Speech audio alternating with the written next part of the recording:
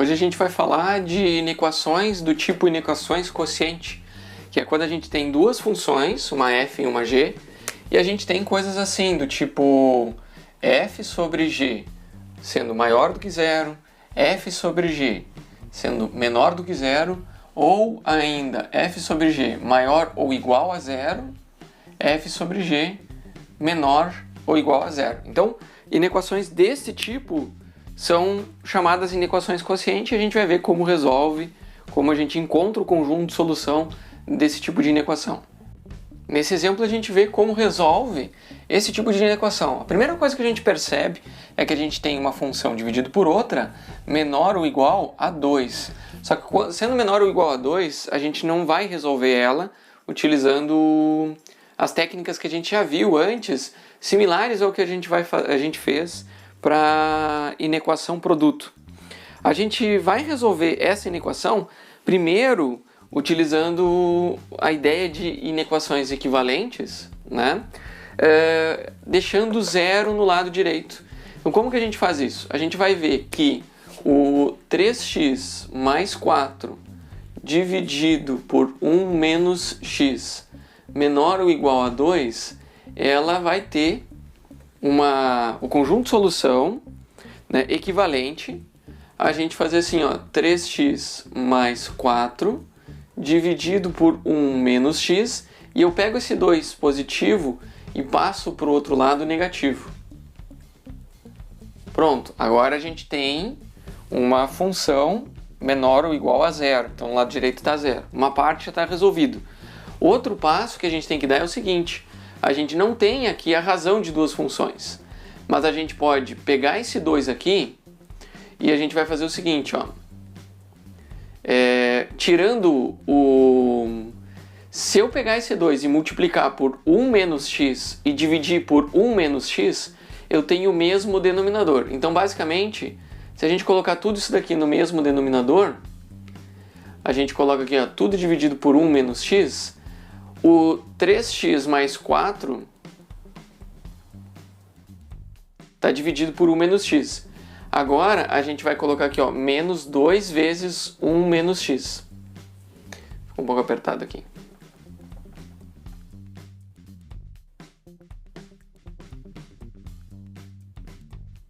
Tá? Então, olha só, eu multipliquei por 1 menos x e dividi por 1 menos x, ou menos 2. Então, é a mesma coisa que tirar o mínimo comum entre esses dois termos, né? Pode verificar que isso daqui é igual a isso.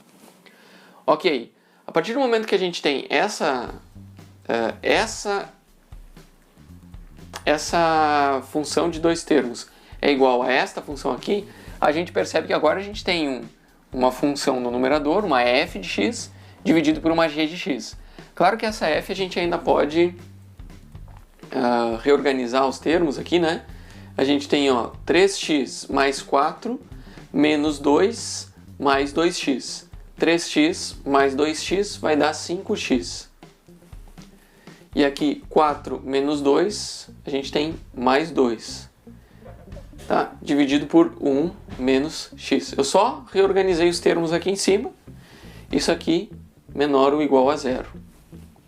Beleza, olha só, a gente tem o 5x mais 2 sobre 1 menos x menor ou igual a zero.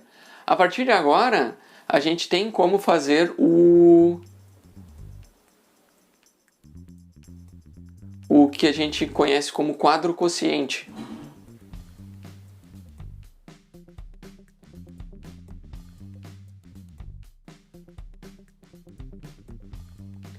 O quadro quociente é o seguinte: a gente vai analisar a função f de x, que é a 5x mais 2. A gente vai olhar vamos analisar os sinais dela. Quem que é o zero dessa função? O zero é o menos 5 meios, ok? Então a gente vai colocar aqui menos 5 meios.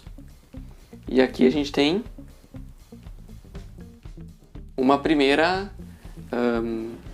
um primeiro ponto de mudança de sinais. Então, como o coeficiente angular é positivo, a gente sabe que para valores menores do que menos 5/2 ela é negativa, e para valores maiores do que menos 5/2 ela é positiva, ok? Depois a gente vai olhar para outra função, que é a g de x, que é a 1 menos x. O 1 menos x, o zero dessa função é quando x é igual a 1. Então a gente vai colocar aqui, ó, outra reta real. Vamos marcar aqui o x igual a 1. Né? A gente separa isso aqui. E aqui tem um detalhe. O sinal do coeficiente, aqui, quem está multiplicando x é um número negativo. Então aqui no nosso zero, a gente sabe que para valores menores do que o zero, ela é positiva. E para valores maiores do que o zero, ela é negativa. Porque esse sinal, quando a gente, na aula de análise de sinais, a gente viu que o sinal negativo aqui faz com que ela seja uma função decrescente.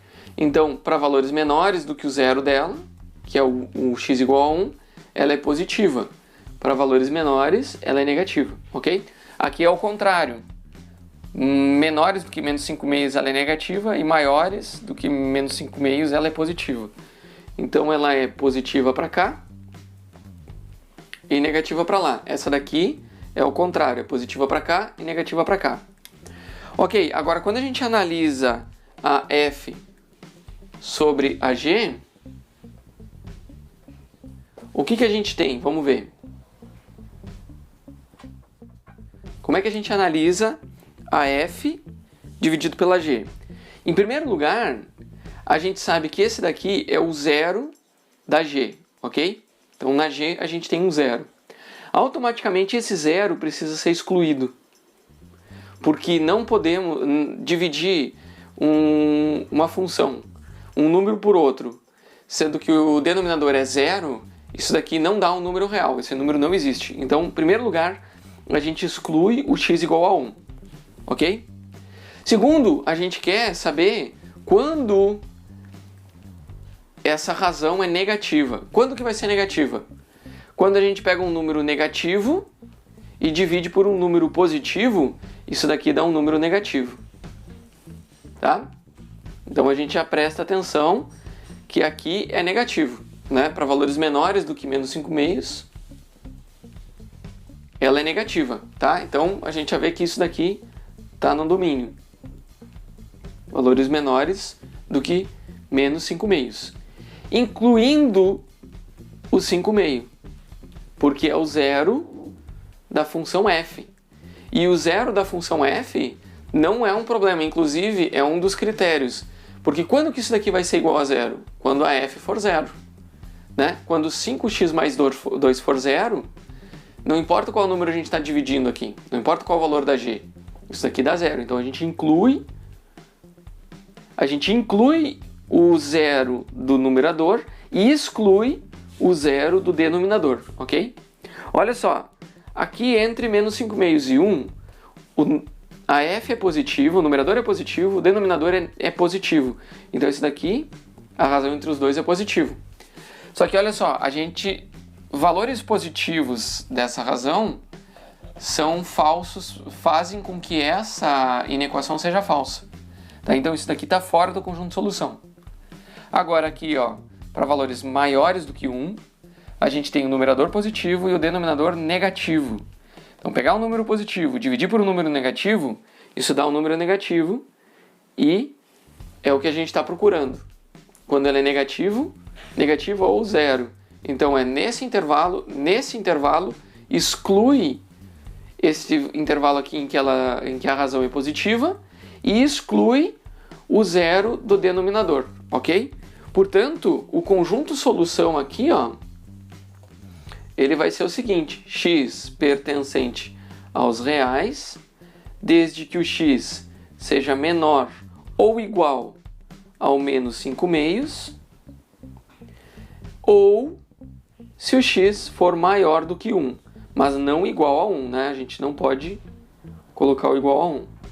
Então, o conjunto solução desta inequação aqui, né, é o mesmo conjunto solução desta inequação aqui, e esta inequação a gente resolve fazendo um quadro quociente e a gente chega nesse conjunto de solução aqui, ok?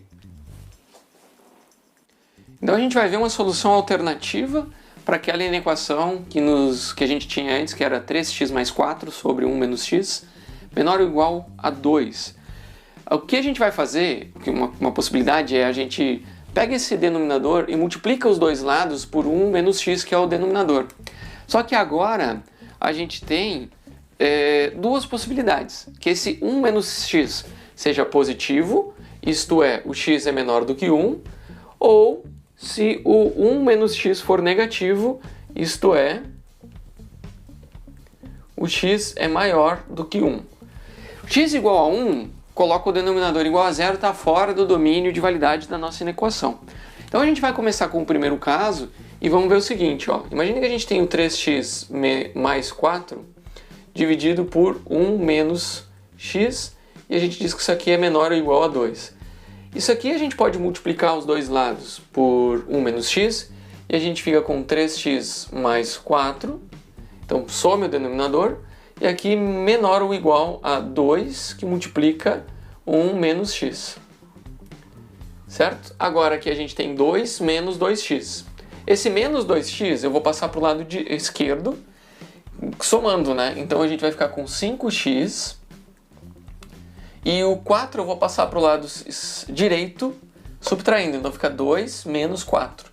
Então, opa, isso aqui é menor ou igual a menos 4. Aliás, menos 2. É menos 4 mais 2, fica menos 2. Então a gente tem aqui, ó, que o x ele tem que ser menor ou igual a menos 2 quintos. Certo? Então ele tem que ser menor do que menos 2 quintos. E a gente também tem que ele tem que ser menor do que 1. Claro que aqui a gente tem uma redundância, mas a gente precisa, a solução dessa primeira condição, né, é que o x ele tem que ser pertencente aos reais e ele tem que ser menor do que 1, mas a gente vai fazer a interseção entre o x pertencente aos reais e o x menor do que menos 2 quintos. Porque é nesta interseção que satisfaz as duas condições. Da equivalência, que a gente considerou o 1 menos x positivo, ok? E do x ser menor do que 1. Então, basicamente, o S1 ele é o x pertencente aos reais, desde que o x seja menor ou igual a menos 2 quintos. Né? Então, se ele... a interseção, né, é quando é menor do que menos 2 quintos. Porque daí a gente tem todos os que são menor do que 1 também são menores do que menos 2 quintos.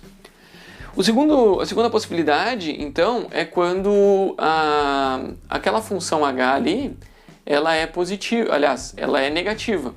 Isso vai acontecer quando o x é maior do que 1. Quando o x é maior do que 1, então a gente vai pegar aqui, ó, o 3x mais 4, dividir por 1 menos x. E isso aqui menor do que 2, certo? O que a gente vai fazer é o seguinte, ó, a gente vai dizer que é equivalente a 3x mais 4. E aqui a gente pega o 2 vezes 1 menos x. Só que agora esse cara aqui é negativo. O que acontece quando a gente multiplica os dois lados por um número negativo? Esse sinal que é menor ou igual, ele se torna maior ou igual. Ele inverte. Por isso que a gente separa. Se ele é positivo, não faz diferença. Se ele é negativo, essa relação se inverte.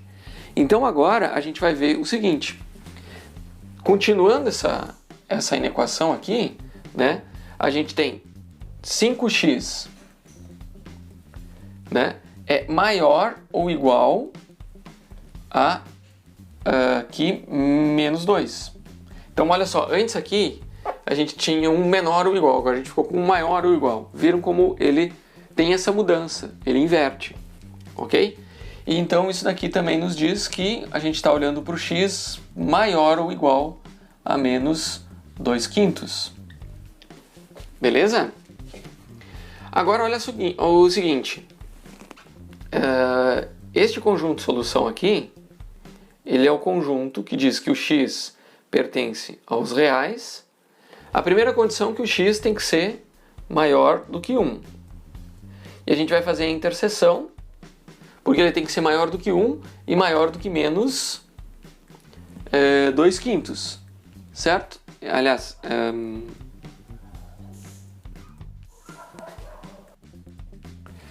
então a gente vai ter o x pertencente aos reais, desde que o x seja maior ou igual do que o menos 2/5. Fazendo essa interseção, todo o valor de x maior que 1 é maior do que menos 2/5. Então, aqui, o nosso S2 aqui, ele vai ser o x pertencente aos reais, desde que o x seja maior do que 1, excluindo 1, ok? Então, a solução para a nossa inequação, ela é igual à união deste S1 com este S2. Ou seja, o x pertencente aos reais, desde que o x seja menor ou igual a menos 2/5, ou porque é uma união, né?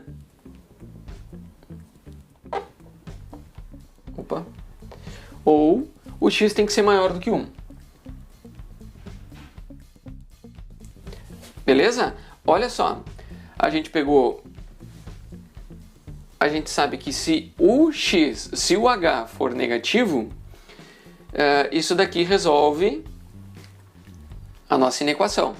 Se o h for positivo, este é o conjunto de solução da nossa inequação, certo? Só que o conjunto de solução de toda a inequação vai ser a união destes dois intervalos, quando o h é positivo e quando o h é negativo, ok? Qual que é o detalhe aqui, pessoal? A gente chegou na mesma solução, no mesmo conjunto de solução, só que a gente percebe que essa solução alternativa, ela é muito mais trabalhosa, muito mais longa. E é por isso que a gente nunca vai usar este método para resolver. A gente nunca vai multiplicar os dois lados aqui, porque a gente sempre vai ter que fazer esse trabalho de ver quando o denominador, quando essa função h, ela é positiva ou quando ela é negativa, tá? Porque senão a gente não vai chegar no conjunto de solução. Como é que a gente vai resolver esta inequação aqui? Fazendo, primeiro igualando a zero e fazendo o quadro quociente, ok?